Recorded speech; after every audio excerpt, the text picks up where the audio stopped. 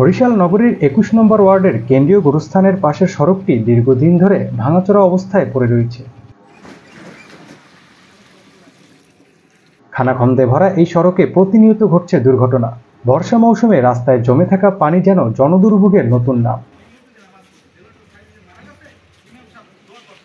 দীর্ঘ সময় ধরে চরম দুর্ভোগে থাকা এলাকাবাসী গত শুক্রবার জুম্মার নামাজ শেষে গোরস্থান রোডে মানববন্ধন করে তাদের ক্ষোভ প্রকাশ করেন। বক্তারা বলেন, আমরা বহুবার জানিয়েছি সিটি কর্পোরেশনকে, কিন্তু তারা কোনো ব্যবস্থা নেয়নি। আমাদের আর সহ্য হচ্ছে না।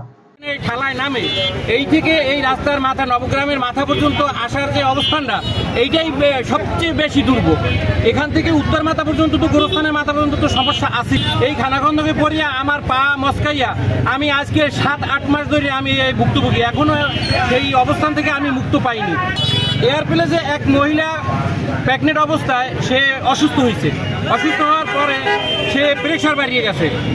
বিল্ডিং এর রতনবিলার সামনে একটা ফার্মেসি আছে, ওই ফার্মেসিতে আসিয়া প্রেশার মাপানোর জন্য সে দাঁড়াইছে। মাপাইয়া যখন রওনা দিয়েছে, রাস্তার উপরে কাইটাইয়া পড়িয়া তার পা ভাঙ্গি গেছে, একদম ভাঙ্গি গেছে। আমরা সবাই হাতে হাতে ধরিয়া এয়ারপ্লেস উঠাই দিয়েছি। সে শেরেবাংলা মেডিকেলে গেছে ডাক্তার দেখানোর জন্য। ডাক্তারেরা বলে যে আপনি এই অবস্থায় আমরা যে পেইন কিলার দেব, আপনার বাচ্চা বাঁচানো অসম্ভব হয়ে দাঁড়াইবে। আপনি কি বাচ্চা বাঁচাইবেন না নিজে বাঁচবেন? কিন্তু এই যে দুঃখজনক ঘটনা, প্রায় হুন্ডা অ্যাক্সিডেন্ট, আর এই জরাজীর্ণতা থেকে আমরা মুক্ত চাই। এলাকাবাসীর অভিযোগ, একাধিকবার উন্নয়ন প্রকল্পে বরাদ্দ আসলেও কাজ হয়নি, বরং অর্থ আত্মসাৎ করেছে সংশ্লিষ্ট ঠিকাদাররা। তারা দ্রুত সংস্কারের দাবি জানান এবং দুর্নীতির বিরুদ্ধে কঠোর ব্যবস্থা গ্রহণের আহ্বান জানান। রাস্তাটা আসলে আমাদের গোরস্থানের রাস্তা, কিন্তু এটা আমাদের একার না, এটা আসলে বরিশাল সিটি কর্পোরেশন সবাই রাস্তা। এখানে একটা গোরস্থান আছে, বড় গোরস্থান।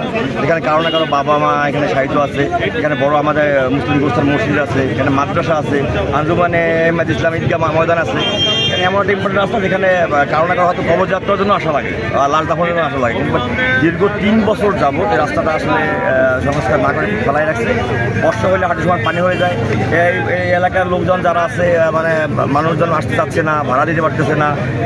বর্ষার সময় জুতা না খুলে বা বাসায় ওঠা লাগে। আসলে মসজিদ, গোস্তানের যে মসজিদটা আছে আমাদের ওইখানে ঢুকতে হলে আসলে বর্ষার সিজনে এমন একটা অবস্থা, নাপাক পানি লাগে, জুতা খুলে উঠতে হয়। এটা খুব দুঃখজনক। আমরা আসলে দাবি জানাচ্ছি যে এই রাস্তাটা শুধু আমাদের যেহেতু ২১ নম্বর ওয়ার্ডের না, টোটাল সিটি কর্পোরেশনবাসীর হওয়া উচিত। তাহলে অতি শীঘ্রই এটা সংস্কারের দাবি জানাচ্ছি আমরা। আসলে এই রাস্তাটা অনেকদিন পর্যন্ত এই অবস্থায় রয়েছে।